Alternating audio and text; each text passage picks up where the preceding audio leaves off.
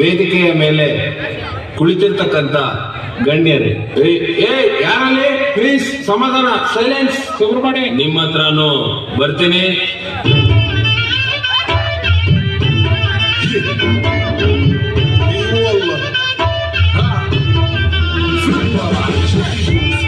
عندي خوش فاسوا يا اخي تفوز تفوز والله خوش مكسر يا اخي تفوز عندي خوش فاسوا يا اخي تفوز تفوز والله خوش مكسر college ಗೇಟಲ್ಲಿ fail ಆಗಿ ಬಂದವರ ಕಾಪಾಡೋ ಚೌಂಬೇಶ್ವರ.